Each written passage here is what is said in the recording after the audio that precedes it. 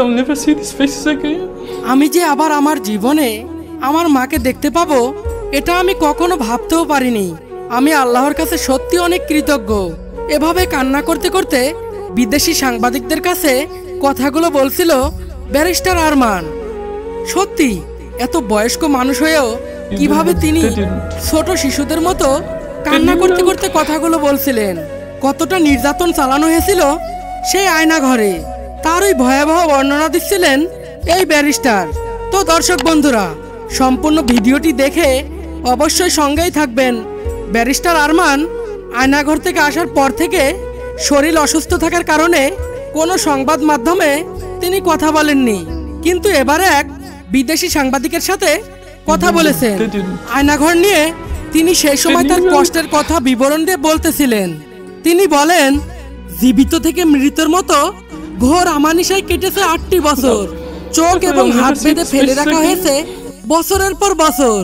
জীবন কেটেছে জীবন্ত লাশ হিসাবে। তিনি আরো বলেন, আমরা যখন গভীর ঘুমে যেতাম ঠিক সেই মুহূর্তে কানে শুধু বাচ্চাদের মতো কান্না ভেসে আসতো। অনেক মানুষ একসাথে চিৎকার করে বলতো, আমাকে বাঁচাও, আমি মরে যাচ্ছি। এতটাই ভয়ঙ্কর টর্চার করা হতো সেই আয়না ঘরে। এভাবে প্রতি রাতেই শব্দ শোনা যেত। তাদের অত্যাচার এত নির্মম ছিল যে বলে তা ভাষায় প্রকাশ করা যাবে না। তিনি আরো বলেন, কাঁদতে কাঁদতে চোখের পানি শুকিয়ে গেছে, এখন আর কাঁদলে পানি আসে না।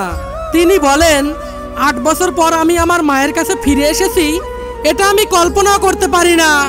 তিনি এ সময় আরো বলেন, কিছু কিছু মানুষ তো অত্যাচার সহ্য করতে না পেরে চিল্লায়ে বলতে থাকেন, আমাকে মেরে ফেলুন, আমি বাঁচতে চাই না, এত কষ্ট আর সহ্য হয় না।